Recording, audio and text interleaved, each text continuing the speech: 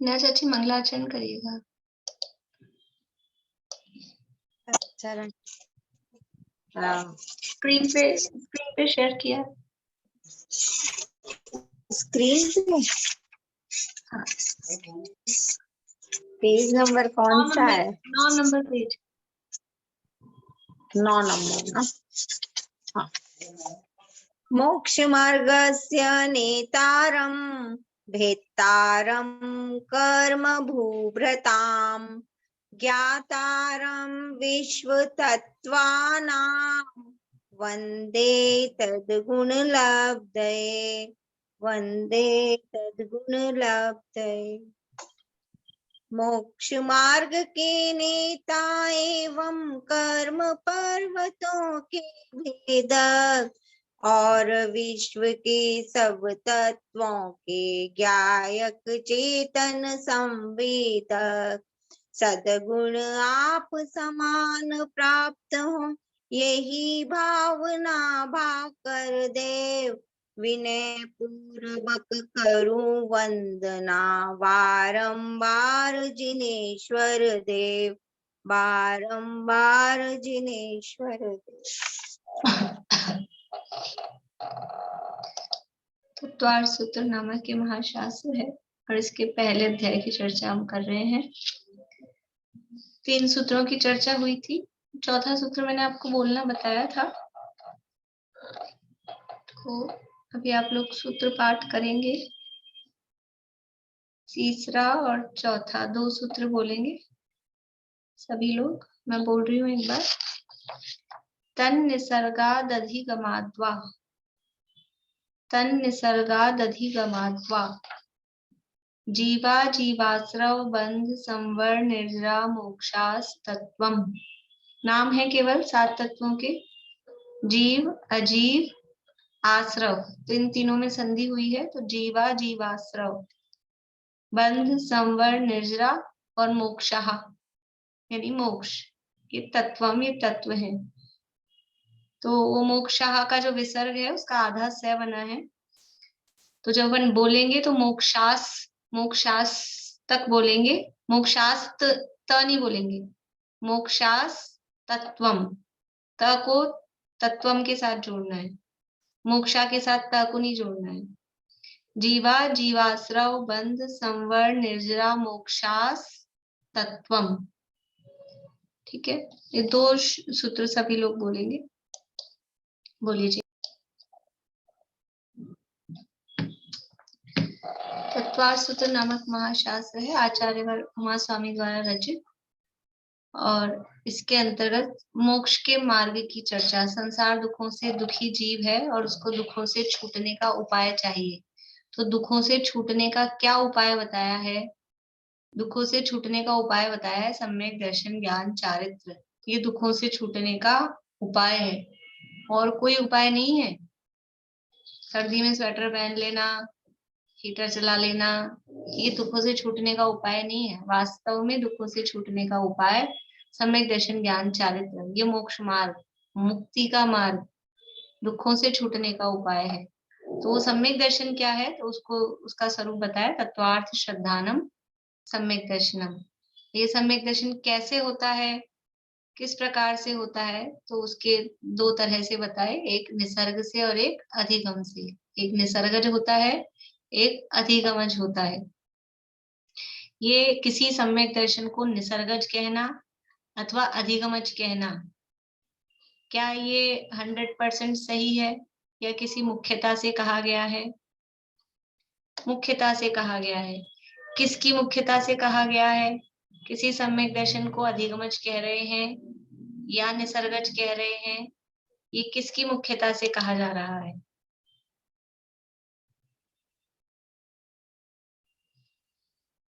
बोलिए स्वाति। जिनको उपदेश पूर्व भव में मिलता है, कोई ज्ञानी पुरुष से पूर्व भव में मिलता है, वो हुआ निसर्गज। और जिनको इसी भव में होके फिर सम्यक दर्शन प्राप्त होता है, वो अधिगमज। यानी ये बाहर में जो उपदेश मिल रहा है, ये जो कहा जा रहा है निसर्गज है कि अधिगमज, ये बाहर में उपदेश इसी भव में मिला कि पिछले भव में मिला था? इसी भाव में मिला तो उसको कहेंगे अधिगमज, पिछले भाव में मिला तो उसको कहेंगे निसर्गज। इस तरह से ये मुख्यता की अपेक्षा से है। वास्तविकता क्या है? वास्तविकता क्या है? क्या कोई सम्यक दर्शन केवल अधिगमज या केवल निसर्गज ही होता है? आयुषी जी। नहीं भाभी, वो तो मतलब जिसको होना है, मतलब जो उसमें पुरुषार्थ करेगा और वो करेगा तो उसको हो जाएगा सम्यक दर्शन। मतलब इस लैंग्वेज में बताइए कि क्या सम्यक दर्शन केवल अधिगमज ही होता है, नहीं, केवल निसर्गज ही होता है? नहीं ऐसे नहीं। नहीं बोल नहीं पा रहे। हाँ, बोलिए अनीता जी। दोनों में हो सकता है, पूर्व में भी हो सकता है और इस भाव में भी हो सकता है। देखो, दोनों में हो सकता है एक तो ये बात, और हाँ। दोनों चाहिए एक ये बात। देखो 3 ऑप्शन है, दोनों चाहिए एक ही ऑप्शन है, एक दोनों हो तो भी हो सकता है, और एक है कि कोई सा एक हो तो हो सकता है। कोई से में भी हो सकता है, ये कोई फिक्स नहीं है, मतलब जब उसका पुरुषार्थ होगा तभी इससे हो जाएगा। चलिए रुकिए, बोलिए कविता जी। दोनों चाहिए होते हैं। दोनों चाहिए, ये जो निसर्गज या अधिगमज कहा ना, ये तो मुख्यता की अपेक्षा से कहा है। मुख्यता हाँ। मतलब सामने उपदेश दिख रहा है तो अधिगमज कहते हैं, सामने उपदेश नहीं दिख रहा है तो निसर्गज कहते हैं।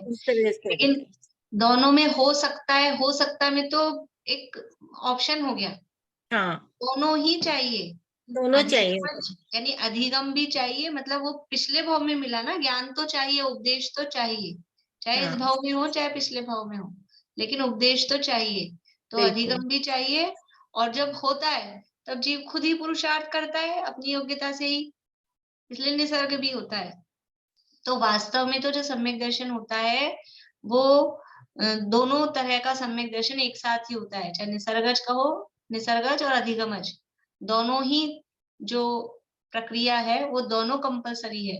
लेकिन फिर भी दोनों नहीं कह के किसी एक की मुख्यता से उस सम्यक दर्शन का नाम दिया जाता है। इसी भाव में उपदेश मिला होता है तो उसको अधिगमज कह देते हैं, लेकिन वो अधिगमज भी निसर्ग से हुआ है, और पिछले भाव में उपदेश मिला था और इस भाव में काम कर रहा है तो उसको निसर्गज कहते हैं, लेकिन वो जो निसर्गज हुआ है वो भी पिछले भाव में उपदेश पूर्वक ही हुआ था। बोलिए। मेरे कहने का मतलब है कि निसर्गत सम्यक दर्शन वालों को मतलब पूर्व भाव में ही देशनालब्धि प्राप्त हो जाती है, और जिसके मार्गदर्शन से, जिसके संस्कार से उन्हें इस भाव में बिना उपदेश के ही सम्यक दर्शन की प्राप्ति हो जाती है। इसी को निसर्गत सम्यक दर्शन कहते हैं।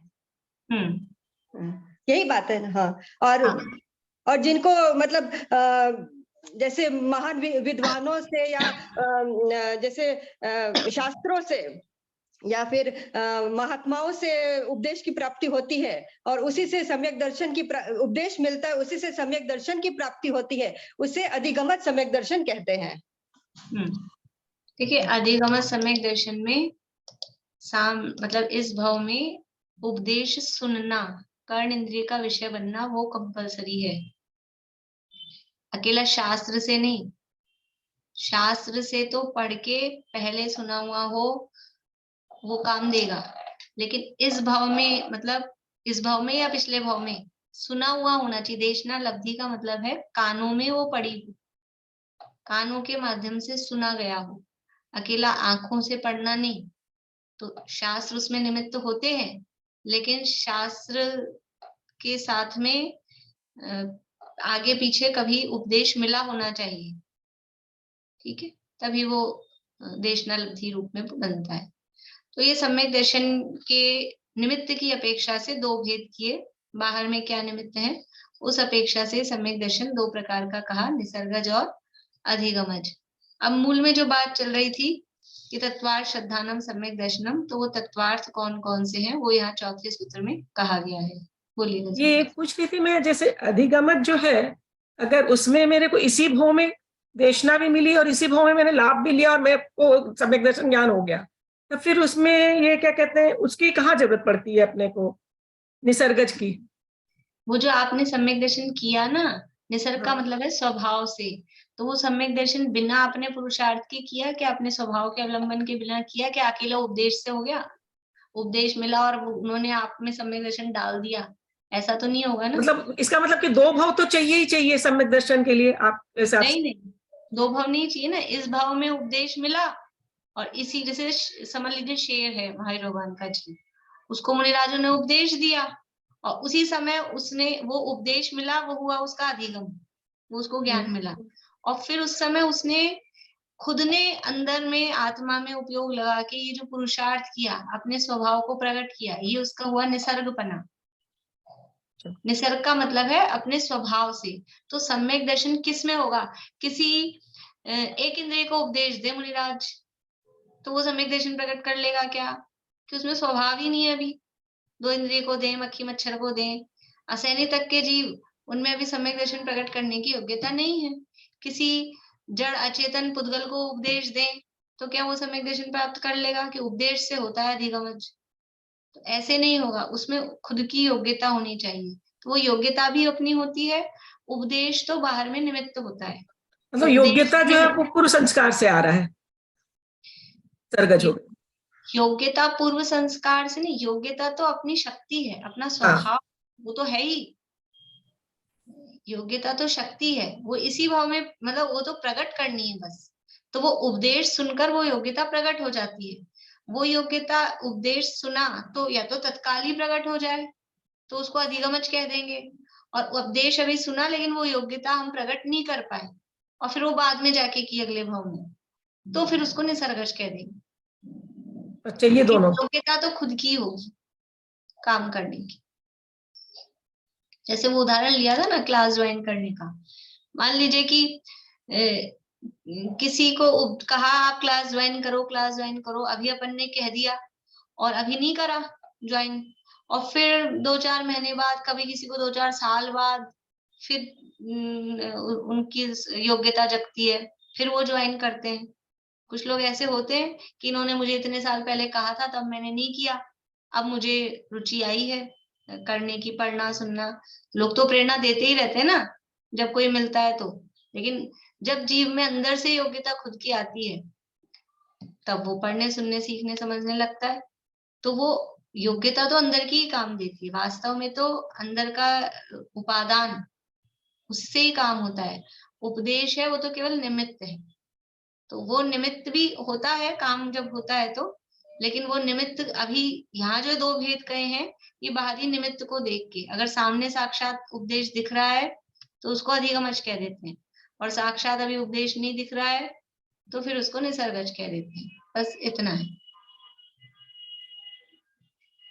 देखिए अब यहाँ पर 7 तत्वों के नाम गिनाए हैं सूत्र में, लेकिन यहाँ टीका में फिर उन 7 तत्वों का स्वरूप भी यहाँ पर बताया गया है। पढ़ते हैं अपन यहाँ से, पेज नंबर है अपना 24, चौथा सूत्र है तत्वार्थ मणि प्रदीप।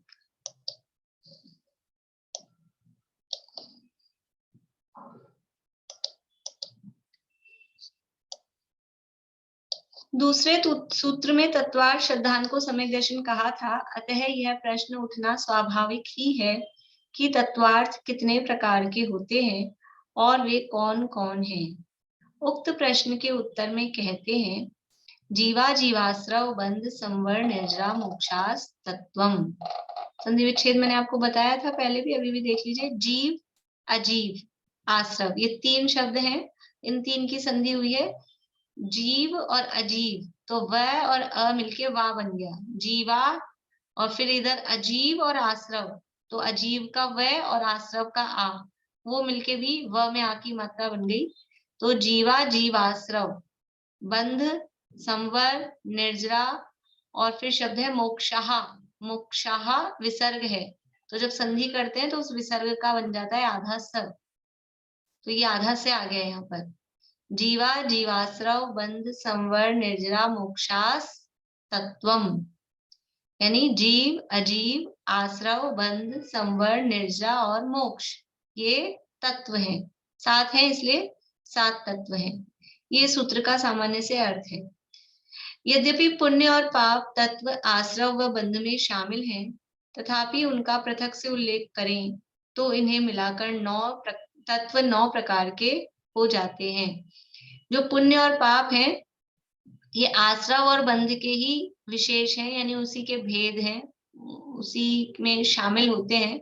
तो 7 तत्वों में उनको अलग से नहीं गिनाया पुण्य और पाप को, लेकिन यदि उनको अलग से गिनाए तो फिर 9 तत्व भी कहीं कहीं कहे गए हैं। समय सार आदि ग्रंथों में 9 तत्व कहे गए हैं और कहीं कहीं इनको 9 पदार्थ कहते हैं।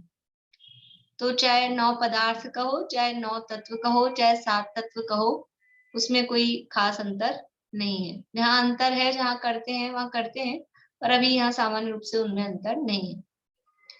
यहाँ एक प्रश्न संभव है कि सम्यक दर्शन की परिभाषा में तो तत्वार्थों की चर्चा की गई थी, पर यहाँ तो तत्वों की बात की जा रही है, क्योंकि ऊपर तो कहा था दूसरे सूत्र में तत्वार्थ श्रद्धानम सम्यक दर्शनम, और यहाँ कह रहे हैं मोक्षास तत्वम, फिर कहना चाहिए था मोक्षास तत्वार्थम। तो वहां आपने तत्वार्थ कहा और यहाँ तत्व कहा, ऐसा अंतर क्यों है? उत्तर, बात एक ही है, यहाँ तत्वार्थों को ही तत्व कहा जा रहा है।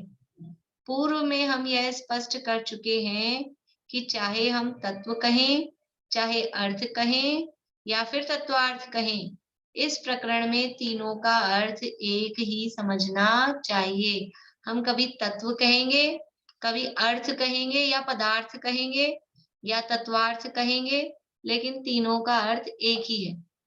तत्वार्थ ही तीनों का अर्थ समझना। जो वहां तत्वार्थ का भाव बताया था कि भाव सहित वस्तु, तत्वार्थ यानी भाव सहित जो वस्तु है उसका नाम तत्वार्थ है। तो तत्व कहने पर भी भाव सहित वस्तु को समझना, अर्थ या पदार्थ कहने पर भी भाव सहित वस्तु को समझना, और तत्वार्थ कहने पर भी भाव सहित वस्तु को समझना। प्रश्न, पुण्य और पाप आश्रव बंध में किस प्रकार शामिल होते हैं? ये परिभाषाएं तो अब बताएंगे, पहले यहाँ पुण्य पाप की चर्चा कर रहे हैं कि आपने ऊपर कहा कि पुण्य पाप भी इस आश्रव बंध में शामिल है, तो पूछ रहे हैं कि पुण्य पाप आश्रव बंध में किस प्रकार से शामिल होते हैं। तो उत्तर दिया कि आश्रव 2 प्रकार का होता है और बंध भी 2 प्रकार का होता है। अभी इन सबके नामों के अर्थ अपन देखेंगे, हो सकता है कुछ लोगों को नहीं आते हो, बाकी सबको तो जनरली आता है आश्रव किसे कहते हैं, बंध किसे कहते हैं। यहाँ बता रहे आश्रव 2 प्रकार का है और बंध भी 2 प्रकार का है। कौन कौन से 2 प्रकार का है? एक पुण्याश्रव और एक पापाश्रव, एक पुण्य बंध और एक पाप बंध। ठीक है, तो यहाँ चार्ट बना के बताया है, स्क्रीन आप बुक में देखिए। आश्रव 2 प्रकार का है, एक पुण्याश्रव एक पापाश्रव। बंध भी 2 प्रकार का है, पुण्य बंध और पाप बंध। तो पुण्याश्रव पुण्य बंध ये दोनों हो गए पुण्य, पापाश्रव और पाप बंध ये दोनों हो गए पाप। तो इस प्रकार से पुण्य और पाप, ये पुण्य भी आश्रव रूप भी है, बंध रूप भी है, पाप भी आश्रव रूप भी है, बंध रूप भी है। तो इसलिए अगर अकेला हम आश्रव और बंध कहते हैं तो क्योंकि आश्रव और बंध के ही भेद पुण्य और पाप हैं, पुण्य आश्रव पाप आश्रव पुण्य बंध पाप बंध, इसलिए वो उसमें गर्भित हो जाते हैं।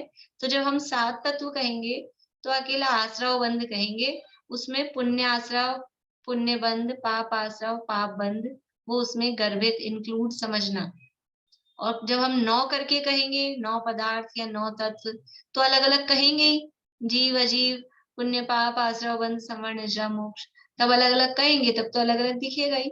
लेकिन जब 7 कहते हैं तो वो पुण्य पाप को भी अलग से उसमें गर्भित समझना चाहिए, वो बात यहाँ कह रहे हैं। इसे हम इस रूप में भी समझ सकते हैं। इसी चार्ट को दूसरी तरह से बनाया है।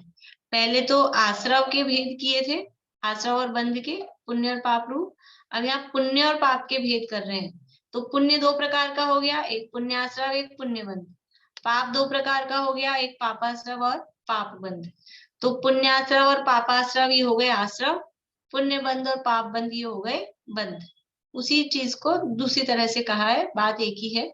वहां पर आश्रव और बंध के भेद किए थे पुण्य और पाप के रूप में, यहाँ पुण्य और पाप के भेद किए हैं आश्रव और बंध के रूप में। तो चाहे इसके भेद समझो चाहे उसके भेद समझो, दोनों आपस में एक दूसरे में गर्भित हो जाते हैं। जब भी हम आश्रव कहेंगे तो उसमें पुण्य पाप शामिल है। जब भी हम पुण्य पाप कहेंगे तो उसमें आश्रव बंध शामिल है। ये यहाँ पर समझना। यद्यपि यहाँ 7 या 9 तत्व ही कहे हैं, तथापि उक्त 9 तत्व भी हैं, उक्त 9 तत्व भी है, अर्थ भी है और तत्वार्थ भी है। यहाँ पे 7 या 9 तत्व कहे हैं, लेकिन तत्व कहने पर भी इन्हीं को तत्वार्थ कहते हैं, इन्हीं को अर्थ कहते हैं या पदार्थ। पदार्थ में भी वो अर्थ शब्द आ रहा है। वो पदार्थ कहो, अर्थ कहो, तत्वार्थ कहो, तत्व कहो, एक ही बात है। यहाँ इस सूत्र में तत्वार्थों के श्रद्धान को सम्यक दर्शन कहा है, अतः यहाँ तत्वार्थ ग्रहण करना ही उचित है। अकेला तत्व कहा है मोक्षास तत्वम, लेकिन जो अपन ने अकेला तत्व शब्द का अर्थ किया था ना, तत्व प्लस अर्थ इज इक्वल टू तत्वार्थ, तो वहां तत्व मतलब वस्तु का भाव, अकेला उतना अर्थ नहीं लेना है। तत्व शब्द कहा है, लेकिन तत्व शब्द में भी अर्थ उसको तत्वार्थ लेना है, यानी भाव सहित वस्तु। वो उस इसका जो यहाँ तत्वम लिखा है उसका अर्थ ये समझना चाहिए। इन तत्वार्थों का सामान्य स्वरूप इस प्रकार है। देखिए इनकी परिभाषाएं बता रहे हैं। जीव, जीव किसे कहते हैं? हम सब जीव हैं, बहुत बार जीव बोलते हैं, सुनते हैं, लेकिन जीव कहते किसे हैं? जीव की परिभाषा यहाँ बता रहे हैं। ज्ञान दर्शन स्वभावी यानी ज्ञान या अथवा ज्ञान आनंद स्वभावी आत्मा को जीव तत्व अथवा जीव तत्वार्थ कहते हैं। ज्ञान दर्शन स्वभावी अथवा ज्ञानानंद स्वभावी, ये दो क्यों कहे हैं? जीव का ज्ञान दर्शन स्वभाव है कि ज्ञान आनंद स्वभाव है? देखो जब प्रयोजन की तरफ से बात करते हैं ना, जब प्रयोजन की तरफ से बात करते हैं तो ज्ञानानंद स्वभाव कहते हैं। क्यों? क्योंकि हमारा प्रयोजन सुखी होना है। हमको जानने का प्रयोजन इतना नहीं है, हम जानना भी सुखी होने के लिए चाहते हैं। हमारा प्रयोजन है आनंद, सुख। सभी जीव सुख ही चाहते हैं। जे त्रिभुवन में जीव अनंत सुख चाहे। मोक्ष का मार्ग मतलब दुखों से छूटने का उपाय। तो हमारा प्रयोजन क्या है? प्रयोजन है सुखी होना। तो जब प्रयोजन की तरफ से अपने स्वभाव की बात करते हैं तो ज्ञानानंद स्वभाव कहते हैं। मैं ज्ञानानंद स्वभावी हूं। और जब जीव के लक्षण की बात करते हैं, लक्षण की तरफ से बात करते हैं, तो फिर लक्षण में ज्ञान दर्शन लक्षण कहा जाता है। तब वहां यहाँ ज्ञान दर्शन स्वभावी कहा जाता है। तो लक्षण की तरफ से कहते हैं तो उपयोगो लक्षणम, उपयोग है वो ज्ञान दर्शन स्वरूप होता है चैतन्य, इसलिए ज्ञान दर्शन स्वभावी या ज्ञानानंद स्वभावी। आत्मा, आत्मा मतलब क्या? आत्मा शब्द जो है ना, ये आत्म शब्द संस्कृत का शब्द है, और संस्कृत में आत्म का मतलब क्या होता है? आत्म का अर्थ आप देखेंगे ना डिक्शनरी में, तो आत्म का अर्थ जीव नहीं निकलेगा। आत्म का अर्थ होता है मैं, स्वयं। अगर ये पुद्गल बोलता होता ना, ये टेबल बोलती होती, तो ये अपने आप को कहती है आत्म, मैं, यानी जो भी अपने आप के लिए मैं कहेगा तो वो आत्म वर्ड उसके लिए यूज लेगा। तो आत्मा, आत्मा का अर्थ जीव नहीं होता है, आत्मा का अर्थ होता है मैं। लेकिन क्योंकि मैं जीव हूं इसलिए हम उसके अर्थ में जीव अर्थ लगा लेते हैं। ठीक है ना, गलत नहीं है, लेकिन वास्तव में मतलब व्याकरण से हम देखें तो आत्मा शब्द का अर्थ होता है मैं। तो ज्ञान दर्शन स्वभावी आत्मा को जीव तत्व या जीव तत्वार्थ कहते हैं। यानी ज्ञान दर्शन स्वभावी आत्मा मतलब ज्ञान दर्शन स्वभावी जो मैं हूं वो आत्मा हूं। और भी सब ज्ञान दर्शन स्वभावियां, सब अपने अपने जो भी जीव हैं सब ज्ञान दर्शन स्वभावी हैं, लेकिन वास्तव में जीव तत्व, देखो यहाँ तत्व की बात चल रही है। एक तो 6 द्रव्य होते हैं, है ना? 6 द्रव्यों के क्या नाम है? 6 द्रव्यों के नाम स्वाति जी आते हैं आपको? नहीं ना? अभी याद करना, अभी यहाँ से बता रहे हैं आपको। बोलिए नेहा जी, 6 द्रव्यों के नाम आते हैं? आते हैं पर भूल गई। भूल गई, चलिए कोई बात नहीं। आकाश, जीव, पुद्गल, आकाश, धर्म, काल। ठीक है, मतलब आते तो हैं आपको, भूल गए हैं, कोई बात नहीं। हाँ, कविता जी। जीव, पुद्गल, काल, आकाश, द्रव्य और धर्म। कुछ गड़बड़ हो गई, गड़बड़ हो गया कुछ। गड़बड़ हो गई, जीव, चलिए। द्रव्य,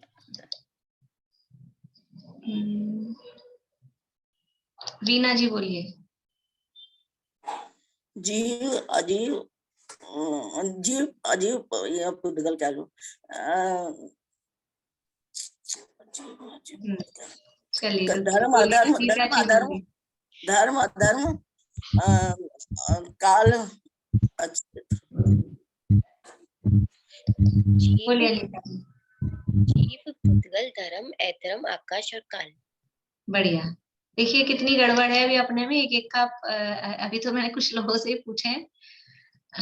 ईमानदारी से तो एक ने कहा था नहीं आते हैं, लेकिन सही, ये सबको याद करने, ये तो बेसिक चीजें हैं। 6 द्रव्य होते हैं: जीव, पुद्गल, धर्म, अधर्म, आकाश, काल। जीव, पुद्गल, धर्म, अधर्म, आकाश और काल। जिनको भी कच्चे कच्चे हैं वो लिख लें। जीव, पुद्गल, धर्म, अधर्म, आकाश और काल, ये 6 द्रव्य हैं। अभी वो सब नहीं पढ़ाऊंगी कि मैं द्रव्य किसे कहते हैं क्या, लेकिन वहां पे भी जीव आ रहा है और यहाँ 7 तत्व, इसमें भी जीव आ रहा है। फिर दोनों जीव में क्या डिफरेंस है? वहां भी जीव आ रहा है, जीव द्रव्य, और यहाँ जीव तत्व। तो दोनों एक ही है कि डिफरेंस है? डिफरेंस है तब तो 2 जगह अलग अलग दिए हैं, सेम ही होते तो फिर 2 जगह क्यों देते? कुछ बताना आपको अलका जी? उसमें ऐसा बताते हैं, जीव जिसमें चेतना पाई जाती है वो जीव कहलाता है, और पुद्गल जिसमें चेतना नहीं पाई जाती है। हाँ हाँ, वो तो ठीक है। मैं तो जीव द्रव्य और जीव तत्व इनकी बात कर रही हूँ। यहाँ पे जैसे जीव में वो बताया जिसमें ज्ञान दर्शन स्वभाव है जिसका, वो जीव तत्व है। और फिर जीव द्रव्य क्या है? जीव वही जिसमें चेतना पाई जाती है, जीव द्रव्य। इसीलिए मैं बात कर रही हूँ, आगे मैं बता रही हूँ कि वहां पर भी जीव द्रव्य में भी जीव कहा है और यहाँ जीव तत्व में भी जीव कहा है, लेकिन दोनों एग्जैक्टली सेम नहीं है। जीव द्रव्य में जिन जीव की बात है वो तो सारे जीव दुनिया में द्रव्य, यानी जो भी जीव हैं ज्ञान दर्शन स्वभाव वाले ही हैं, लेकिन जो भी जीव हैं वो सब जीव द्रव्य के अंतर्गत आएंगे। जितने अनंत जीव हैं वो सब जीव द्रव्य हैं। लेकिन जीव तत्व कितने होते हैं दुनिया में? जीव तत्व एक ही होता है। जीव द्रव्य अनंत हैं। जितने ज्ञान दर्शन स्वभावी आत्मा है वो सब जीव द्रव्य, मतलब जो ज्ञान दर्शन स्वभाव जिसमें पाया जा रहा है, जो जानता देखता है, सुख दुख का अनुभव करता है, वो सब जीव हैं, वो अनंत हैं। वो सब जीव द्रव्य में शामिल होंगे। लेकिन जीव तत्व में, तत्व का मतलब है प्रयोजन भूत तत्व। अपने लिए क्या प्रयोजन भूत है? प्रयोजन भूत मतलब प्रयोजनकारी, मतलब हमारा उद्देश्य क्या है, हमारा प्रयोजन क्या है? क्या प्रयोजन है हमारा? एक ही प्रयोजन है केवल। चाहे सुबह से उठ के शाम तक जो काम करते हैं, घर गृहस्थी के करते हैं, पूजा पाठ के करते हैं, स्वाध्याय के करते हैं, व्रत उपवास के करते हैं, कोई भी काम करते हैं, प्रयोजन एक ही है। चीटी भी चले जा रही है, चले जा रही है, चले जा रही है ना, उसका प्रयोजन एक ही है। क्या है? सुख चाहे, बस सुख, सुखी होना, ये एक प्रयोजन है। तो सुखी होना जीव का प्रयोजन है। तो उस प्रयोजन की सिद्धि जिसके माध्यम से होती है, जिनको जानने से होती है, जिनको जाने बिना हमारा दुख दूर नहीं हो सकता है, हम सुखी नहीं हो सकते हैं, ऐसे तत्वों को कहते हैं प्रयोजन भूत तत्व। ऐसे तत्व जिनकी सम्यक श्रद्धा और ज्ञान बिना हमारा दुख दूर न हो सके और हम सुखी न हो सके, उन्हें प्रयोजनभूत तत्व कहते हैं। किसे कहते हैं प्रयोजनभूत तत्व? ऐसे तत्व जिनकी सम्यक यानी सही श्रद्धा और ज्ञान बिना हमारा दुख दूर न हो सके और हम सुखी न हो सके, मतलब हमें सुखी होने के लिए, दुख दूर करने के लिए जिनका ज्ञान और श्रद्धान वो कंपलसरी है, आवश्यक है, उन्हें प्रयोजनभूत तत्व कहते हैं। वो प्रयोजनभूत तत्व ये 7 तत्व हैं। ये 7 तत्व कहे ना, ये 7 तत्व है प्रयोजनभूत तत्व। तो इसमें सारे दुनिया के जीवों को नहीं कहा है जीव तत्व। यहाँ जीव तत्व है किस जीव को जानकर हमारा दुख दूर होगा और हम सुखी होंगे। आप सब इतने सारे बैठे हैं, एक एक को, कि नीलम जी के जीव को जाने, रजनी जी के जीव को जाने, फिर आयुषी जी के जीव को जाने जी, फिर चेतना जी के जीव को जाने, फिर शकुंतला जी के जीव को जाने। इन सब के जीव को, आप लोगों के जीव को जानने से मेरा दुख दूर होगा? क्या आप जीव हो, आप में ज्ञान दर्शन है? नहीं। किस जीव को जानने से मेरा दुख दूर होगा? कि अपना मैं स्वयं। इसलिए जीव तत्व है वो अपनी बात करता है, वो केवल एक ही है दुनिया में जीव तत्व, वो मैं स्वयं हूं। मेरे लिए मैं हूं, आपके लिए आप, सब अपने अपने लिए सेल्फ हैं। इसलिए अपनी अपेक्षा बात चल रही है। यहाँ ये जो तत्व कहे गए हैं ये है प्रयोजनभूत तत्व। अपने लिए क्या प्रयोजनभूत है? तो अपने लिए कौन सा जीव? कि सारे दुनिया के जीव नहीं, केवल मैं। तो ज्ञान दर्शन स्वभावी अथवा ज्ञानानंद स्वभावी जो आत्मा यानी मैं हूं, उसको जीव तत्व अथवा जीव तत्वार्थ कहते हैं। यानी मेरे लिए मैं ही प्रयोजनभूत हूं, अन्य किसी भी पर पदार्थ से मेरे सुख दुख का संबंध नहीं है। इससे ये समझ में आ रहा है, जीव तत्व कहने में ही ये समझ में आ रहा है कि और किसी से मेरे सुख दुख का संबंध नहीं है, क्योंकि मेरे लिए प्रयोजनभूत मैं ही हूं और मेरे सुख दुख का संबंध मुझसे ही है। कोई दूसरा पर वस्तु, पर पदार्थ वो मुझे सुखी दुखी करता नहीं है, क्योंकि मैं स्वयं ही जीव तत्व हूं, मेरा संबंध मुझसे ही है। ठीक है, तो परिभाषा तो यही अपने को याद करनी कि ज्ञान दर्शन स्वभावी अथवा ज्ञानानंद स्वभावी आत्मा को जीव तत्व अथवा जीव तत्वार्थ कहते हैं। कितने होते हैं जीव तत्व? जीव तत्व एक। और जीव द्रव्य कितने होते हैं? अनंत। जीव द्रव्य है अनंत, लेकिन जीव तत्व वो एक, मैं स्वयं वो हूं। अजीव तत्व, अभी देखिए यहाँ पे भी बात चल रही है तत्व की। तो अजीव तत्व किसे कहते हैं? तो जहां अभी जब तत्वों की चर्चा चल रही है ना, तो इसमें यही समझना है कि प्रयोजनभूत, प्रयोजनभूत का मतलब हमारा दुख कैसे दूर हो, हम सुखी कैसे हो, उस तरह से अपने को जानना पहचानना है। इनको किस तरह से, इनके स्वरूप को कैसा देखना है, किस तरह से इनका स्वरूप जानना है कि जिससे हमारा दुख दूर हो, हम सुखी हो सके। तो अजीव तत्व, अजीव तत्व किसे कहते हैं? कि ज्ञान दर्शन स्वभाव से रहित तथा आत्मा से भिन्न समस्त पुद्गलादि पदार्थ अजीव तत्व या अजीव तत्वार्थ हैं। देखो दो बातें कही। अजीव, अजीव यानी जो जीव नहीं है। ठीक है, तो अब जो जीव नहीं है उसमें दो बातें हैं। एक तो जीव द्रव्य नहीं है। जीव द्रव्य नहीं है मतलब जीव द्रव्य किसे कहते हैं? कि जो जानता देखता है, ज्ञान दर्शन जिसमें है, तो वो जीव है। बाकी सब क्या है? पुद्गल, धर्म, अधर्म, आकाश, काल, ये सब क्या है? अजीव है। ठीक है, एक तो वो हो गए।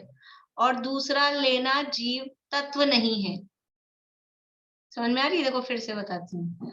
अजीव कहा यहाँ पे ना, अजीव, अजीव का मतलब अ यानी नहीं है, जीव यानी जीव। जो जीव नहीं है वो अजीव। तो जीव के दो अर्थ हैं, दो तरह के जीव हैं। एक तो जीव द्रव्य और एक जीव तत्व। ठीक है, समझ में आ रहा है? दो तरह के जीव हैं। तो अजीव यानी जीव नहीं है, तो जीव द्रव्य नहीं है वो भी अजीव, जीव तत्व नहीं है वो भी अजीव।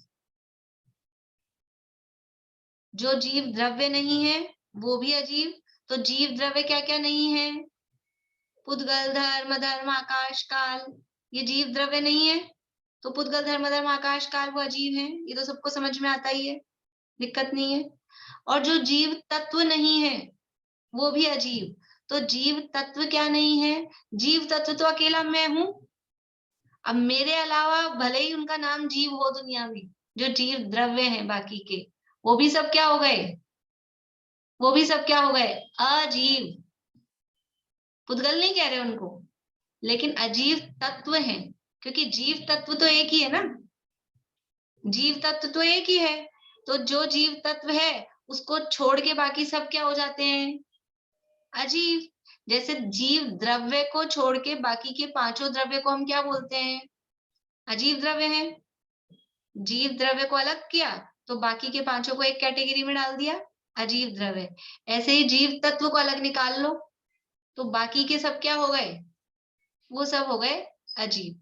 तो वही बात यहाँ कही है कि ज्ञान दर्शन स्वभाव से रहित, ज्ञान दर्शन स्वभाव से रहित है पुद्गल धर्म धर्म आकाश काल, वो ज्ञान दर्शन स्वभाव से रहित है, तथा आत्मा से भिन्न, आत्मा से यानी मुझसे भिन्न, तो अब उसमें अन्य जीव भी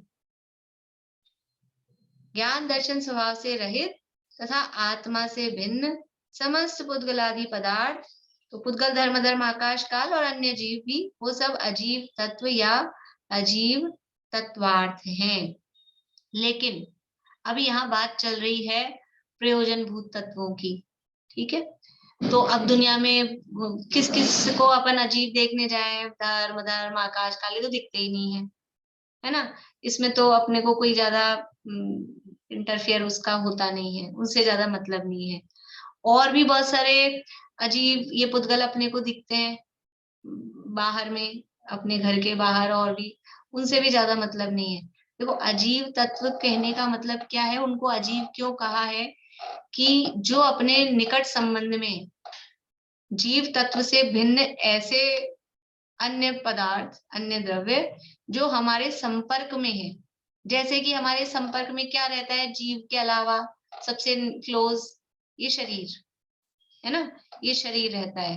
एक तो ये शरीर, और थोड़े ये शरीर से संबंधित पदार्थ अपने जो भी हैं, और कुछ जीव रहते हैं अपने संपर्क में, अपने माता पिता, पति पत्नी, भाई बहन, पुत्र पुत्री, ये सब अपने संपर्क में रहते हैं। तो अपना जो अपनापन होता है वो इन सब में होता है। इन सबको हम जीव मान सकते हैं, मान सकते क्या, माने वही रहते हैं। शरीर को जीव मान रखा है, पति पत्नी में, बच्चों में, माता पिता में, ये अपनापन हमारा बना रहता है। तो ये अजीव तत्व में मुख्य रूप से क्या आएंगे कि जिनसे हमारा निकट का संबंध रहता है, जो जीव नहीं है, जो जीव तत्व नहीं है, लेकिन हमारा उनके साथ में निकट का संबंध रहता है, उनसे भेद विज्ञान करना है, उनसे भेद विज्ञान करना है। इसलिए मुख्य रूप से उनको अजीव तत्व में यहाँ ग्रहण करना चाहिए। यद्यपि यहाँ बता दिया कि ज्ञान दर्शन स्वभाव से रहित समस्त पुद्गलादि पदार्थ अजीव तत्व हैं, लेकिन अब धर्म द्रव्य को कौन अपना मानता है?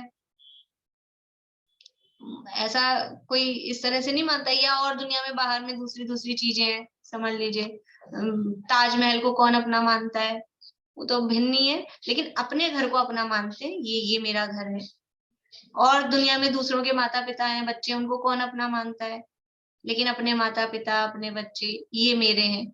तो इनमें अपनापन छुड़ाने के लिए ये अजीव तत्व यहाँ पर कहा है। तो जो परिभाषा तो यही कही है, लेकिन फिर भी जो शरीर और ऐसे पर पदार्थ जिनमें हमारे को जीवपने का भ्रम होता है, तो शरीर में होता है जीवपने का भ्रम, और ये जो अपने भाई बंधु सगे संबंधी हैं उनमें जीवपने का भ्रम होता है, वो सब मुख्य रूप से हमारे लिए अजीव तत्व हैं। समझ में आ रही है कि नहीं आ रही बात पारुली? नहीं आ रही? इतनी तो कठिन तो नहीं है। देखो फिर से बताती हूँ। आयुषी जी आपको आई कुछ समझ में? नहीं आई? देखो अजीव तत्व, पहले तो आप तत्व पर फोकस करो। तत्व में यहाँ किसको बता रहे हैं? तत्व का मतलब है प्रयोजनभूत तत्व, हमारे सुख दुख का संबंध जिससे है उसकी बात यहाँ कर रहे हैं। तो अजीव में, अजीव कहने में तो सिंपल अपने को समझ में आता है, जो जीव नहीं है वो अजीव, ठीक है। तो पुद्गल धर्म अधर्म आकाश काल वो तो सिंपल समझ में आते हैं। और अपने से भिन्न अन्य जीव भी अजीब हैं, वो भी अपने को समझ में आ गया कि वो भी मेरे लिए जीव नहीं है, वो तो सरल है। अब उसमें से और छटनी करनी है अपने, अपन ने इतने सारे अजीब बना लिए ना, इतने सारे पुद्गल धर्म अधर्म आकाश काल, 5 द्रव्य तो ये हो गए, और बाकी सारे जीवों को भी मिला लिया, तो इतने सारे अजीब हो गए। तो इतने सारे अजीब में से किस किस से हम अजीब अजीब, यानी ये मैं नहीं हूं, ये मैं नहीं हूं, ये मैं नहीं हूं, किस किस से भिन्नता करने जाए, जिंदगी इसमें निकल जाएगी। तो अपने को प्रयोजनभूत काम करना है। तो प्रयोजनभूत काम करने के लिए हमको ऐसे अजीबों पर फोकस करना है जिसमें हम जीवपने की मान्यता कर सकते हैं या करते हैं, जिनको हम जीव मान लेते हैं। तो ऐसे अजीव कौन है? ये सबसे पहले नंबर पे तो शरीर है, इस शरीर को जीव मानते हैं, है ना। और फिर अपने जो सगे संबंधी हैं, उनको, उनमें ये मैं हूं, देखो उनमें ये मैं हूं ऐसा आपको लगेगा कौन मानता है? बच्चे अलग दिखते हैं, पति अलग दिखता है, वो अलग दिखता है, लेकिन एकत्व कितना होता है कि जरा सा उसको कुछ हो जाए तो यहाँ ऐसा लगता है ये तो वो तो चेतन जीव है। अपने मोबाइल गिर जाए तो ऐसा लगता है कि उसकी स्क्रीन पे स्क्रैच आ रहा है तो कि मैं ही क्रैक हो गया, ऐसा लगता है। कितना एकत्व होता है, ये मैंपना, ये जब पता लगता है, जब कुछ होता है ना, ऐसी परिस्थिति बनती है, तब पता लगता है कि हमने कहाँ कहाँ मैंपना कर रखा है। आजकल तो शरीर के बाद सेकंड नंबर पति पत्नी से भी ज्यादा मोबाइल पे होना चाहिए सेकंड नंबर। सबसे ज्यादा निकट का संबंधी तो यही है ना। इससे ये है अजीव तत्व। अजीव तत्व में हमको भेद विज्ञान, यहाँ ये 7 तत्व की चर्चा की जा रही है, आगे जाके इसका प्रयोजन बताएंगे। श्रद्धान का मतलब क्या है, भेद विज्ञान कराएंगे। तो हमको किन अजीवों से भेद विज्ञान करना है? हमको जाके नरेंद्र मोदी से नहीं भेद विज्ञान करना है, हमको कोई ट्रम्प से और इन लोगों से भेद विज्ञान नहीं, इनको कौन अपना मानता है। हमको अमेरिका से भेद विज्ञान नहीं करना है, अमेरिका को कौन अपना मान रहा है, लेकिन भारत मेरा है, हम भारतीय हैं। जहां जहां हमारा अपनापन होता है वहां से भेद विज्ञान करना है। तो हमारा अपनापन मुख्य रूप से अपने शरीर से और शरीर के संबंधी जो हैं, जो अजीव अचेतन पदार्थ है उनसे भी, और जो चेतन है शरीर के संबंधी उनसे भी, उनसे हमको भेद विज्ञान करना है। तो मुख्य रूप से अजीव तत्व में वो सब चीजें आती हैं। ठीक है, अगर अभी नहीं भी समझ में आया हो तो इतना तो समझ में आ गया ना, अजीव यानी जो जीव नहीं है। तो पुद्गल धर्म धर्म आकाश काल और मुझ जीव से भिन्न अन्य सारे जीव, वो सब अजीव तत्व के अंतर्गत आएंगे। ठीक है, और फिर थोड़ा विचार करना जो बात कही है, तो आएगा समझ में धीरे धीरे। ज्ञान दर्शन स्वभाव से रहित तथा आत्मा से भिन्न समस्त पुद्गलादि पदार्थ अजीव तत्व या अजीव तत्वार्थ है। इन शरीरादि सभी पदार्थों से भिन्न चेतन तत्व आत्मा ही जीव है। वह आत्मा रूप जीव मैं ही हूँ। मुझसे भिन्न सभी पुद्गलादि पदार्थ, पुद्गल आदि कहा ना, तो उसमें पुद्गल धर्म धर्म आकाश काल और अन्य जीव, वो सब अजीब है। ठीक है, इस प्रकार सामान्य से तो जीव और अजीव ये 2 द्रव्य पदार्थ ही तत्वार्थ हैं। देखो जीव और अजीव ये 2 कहे, है ना। 6 द्रव्यों में 6 द्रव्यों के नाम अभी बताए। अब कौन बोल सकते हैं अभी के अभी बिना देखे 6 द्रव्यों के नाम? किस किस ने गड़बड़ बोले थे? बोलिए स्वाति जी। जीव, पुद्गल, धर्म, अधर्म, आकाश, काल। बढ़िया। हाँ अनीता जी बोलिए। जीव, पुद्गल, धर्म, अधर्म, आकाश, काल। बढ़िया, ये 6 द्रव्य हैं। तो जब हम द्रव्य की चर्चा करते हैं या द्रव्य के बारे में पढ़ते हैं, तो इन 6 द्रव्यों को हम 2 भागों में बांट देते हैं। 6 को 2 पार्ट्स में कर देते हैं। क्या? एक जीव और अजीव। क्योंकि एक जीव मैं हूं जानने देखने वाला, और बाकी के सब कैसे हैं, उसमें ज्ञान दर्शन नहीं पाया जाता है, तो उन सबको एक कैटेगरी में डाल देते हैं, अजीव। तो द्रव्य कितने हो गए? अब शॉर्ट में कहेंगे तो 2 प्रकार के, एक जीव और एक अजीव। तो मूल रूप में ये द्रव्य है। अब यहाँ तत्वार्थों में भी जीव अजीव आश्रव बंध संवर निर्जा मोक्ष ये 7 कहे, इसमें से 2 कौन से तत्वार्थ आ रहे हैं, जीव और अजीव। तो ये जो 2 तत्वार्थ हैं ये तो द्रव्य रूप भी है, द्रव्य में भी आ रहे हैं ना ये। तो वो बात यहाँ कह रहे हैं कि इस प्रकार सामान्य से तो जीव और अजीव ये 2 द्रव्य पदार्थ ही तत्वार्थ हैं। ये 2 द्रव्य रूप जो पदार्थ हैं यही तत्वार्थ हैं मूल रूप में। ये द्रव्य रूप हैं, द्रव्यों में भी इनका नाम आता है या ये द्रव्य रूप से भी पाए जाते हैं। आश्रवादी तो इन जीव अजीव तत्वार्थों के सम्मिलित विशेष हैं। द्रव्य पर्याय असमान जातीय छपा है आप लोगों की बुक में? नहीं है? नहीं है तो अच्छी बात है। अगर किसी का ओल्ड एडिशन हो और उसमें असमान जातीय छपा हो तो उसको काट लें, वो गलत छपा है, मिसप्रिंट है। पीडीएफ में क्या है, ये लाइन ही नहीं है ना इसमें। हाँ, वो लाइन ही गड़बड़ है, ठीक है। आश्रवादी तो इन जीव अजीव तत्वार्थों के ही सम्मिलित विशेष हैं, ठीक है। बोली कविता जी। इसको अपन पुद्गल बोले या अजीब बोले, कोई फर्क थोड़ी पड़ेगा इसमें से? पुद्गल में और अजीब में अंतर है।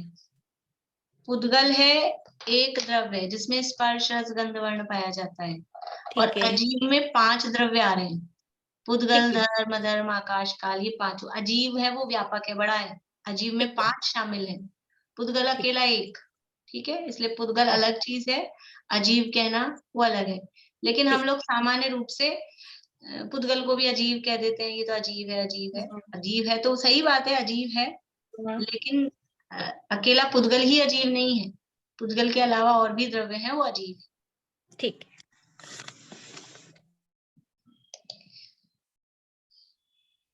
इस प्रकार सामान्य से तो जीव अजीव ये 2 द्रव्य पदार्थ ही तत्वार्थ हैं। आश्रवादी तो इन जीव अजीव तत्वार्थों के सम्मिलित विशेष हैं।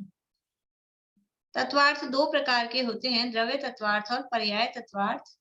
जीव और अजीव द्रव्य रूप तत्वार्थ हैं और शेष आश्रवादी पर्याय रूप तत्वार्थ हैं। अब ये थोड़ी सी समझ लो, आगे के तत्वों का वर्णन भी चालू हो रहा है और थोड़ी समझ के करेंगे, इसको अपन कल चालू करेंगे ना, द्रव्य रूप तत्वार्थ और पर्याय रूप तत्वार्थ। अभी ये 2 तत्वों का स्वरूप अपन ने देखा है, जीव और अजीव। तो मैं जो ज्ञान दर्शन स्वभावी आत्मा हूँ वो तो जीव तत्व हूँ, और मेरे अलावा जो भी ये शरीर आदि पर पदार्थ हैं, अन्य अचेतन पदार्थ हैं, वो सब अजीव तत्व हैं। अब ये जीव और अजीव को जान के करना क्या, वो तो प्रयोजन तो आगे बताएंगे कि मैं जीव हूं और मेरे अलावा सब क्या है, अजीव। वो जीव नहीं है।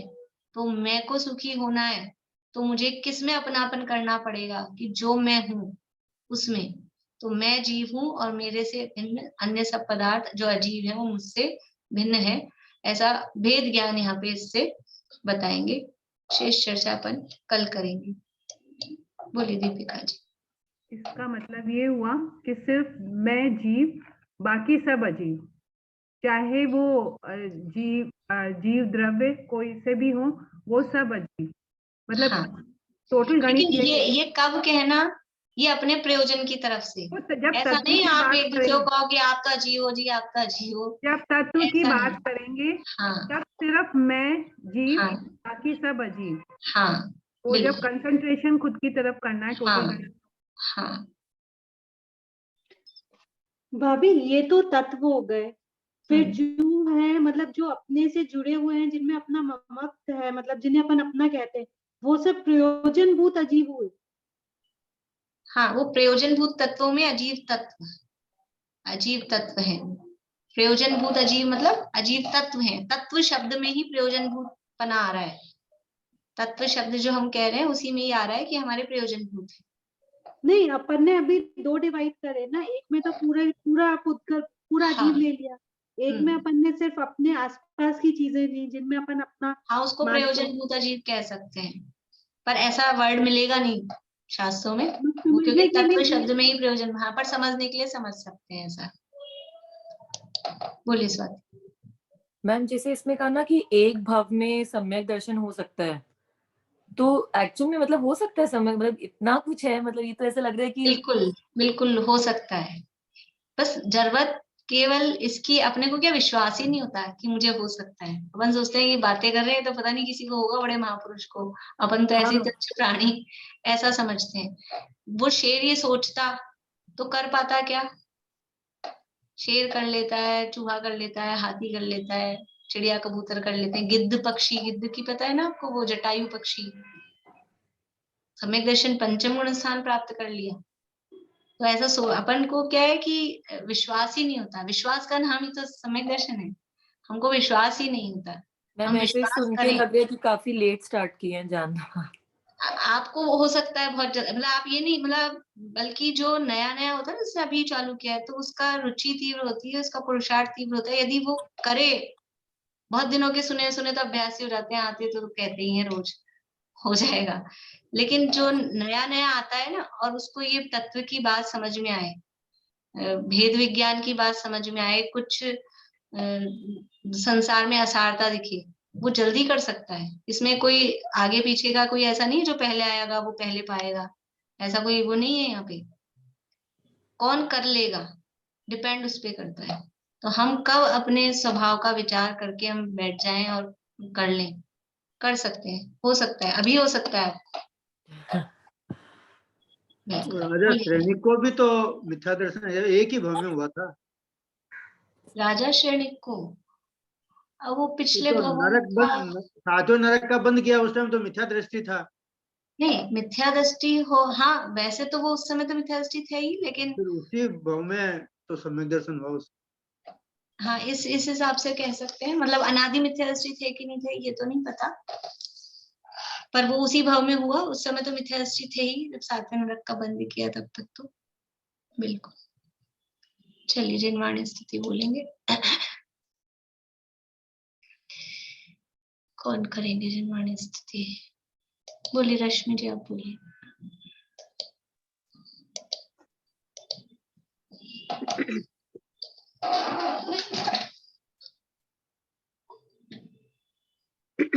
हो गया अनम्यूट? हाँ मुझे बोले ना अलका। अच्छा चलिए आप बोल दीजिए, कोई बात नहीं, गलत है।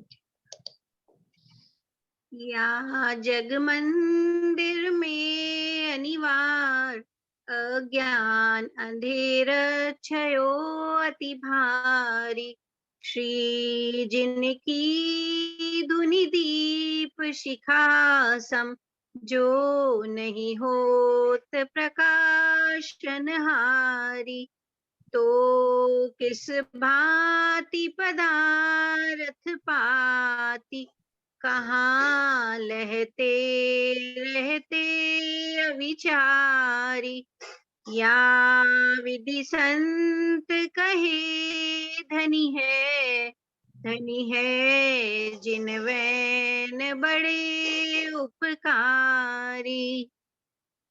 वर्ण मुकार।